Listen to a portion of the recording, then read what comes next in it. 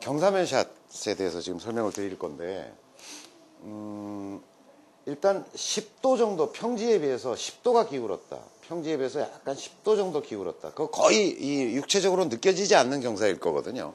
10도 기울었다. 2배 어려워졌다고 보시면 돼요. 샷의 난이도가. 다시 얘기하면 평지에서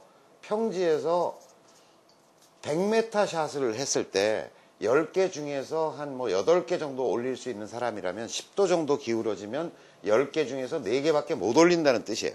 어려워진다는 거예요. 그걸 여러분들이 잘 아셔야 돼요. 20도 기울어졌다. 약간 이렇게 기울어졌다. 이건 경사가 좀 느껴질 정도거든요. 요 정도 되면 셋업 상태에서는 별 불편함이 없는데 백스윙을 하거나 피니쉬를 하면 조금 자세가 어색해지는 정도의 경사예요. 이거는 4배 어려워졌다고 보시면 돼요. 무슨 얘기냐면 10개 중에 2개 정도 온그린 시킬까 말까 하는 정도의 난이도가 됐다고 보시면 돼요. 그 다음에 30도가 기울어졌다. 이거는 이 정도 되잖아요. 30도 정도 기울었다. 이렇게 되잖아요. 일단 셋업 자세가 벌써 불편하게 느껴져요. 그러니까 30도가 넘어가는 좀 서 있는 것 자체가 불편할 경우는 풀스윙 하면 안 된다. 이게 경사면샷의 이 원칙을 전제로 해서 제가 지금부터 설명을 드리는 거예요. 풀스윙 안 하면 뭐 해요, 그러면? 어떻게? 치지 마? 치지 마? 어떻게 해야 되지? 숏게임 스윙으로 가라.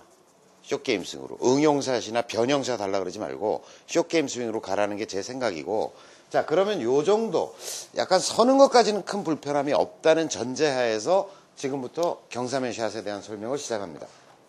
경사는 크게 4가지로 나눌 수 있어요. 첫 번째는 발끝 오르막, 이렇게 얘기할 수 있겠죠. 발끝 오르막.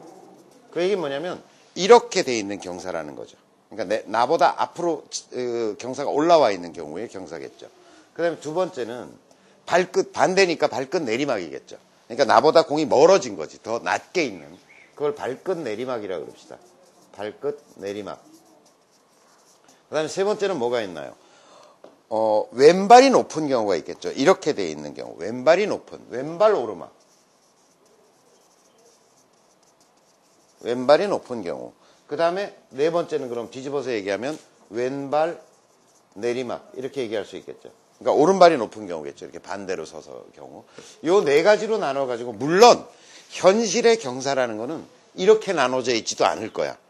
이렇게 되면서 이렇게 돼 있다든지, 이렇게 되면서 이렇게 돼 있다든지, 그런 조합의 경우겠죠. 그런데 어쨌든 조금 추상화시켜서 4개의 경우에 대한 어떤 경우의 수를 자기가 좀 기본적으로 이해하고 있다면 현실의 골프장에 가서 이렇게 칠 때는 그런 것들을 믹스하고 매치해서 자기 나름대로 어떤 대응샷을 만들어낼 수 있을 것이라고 봐요. 첫 번째 경우 발끝 오르막, 이거부터 설명을 드리겠습니다.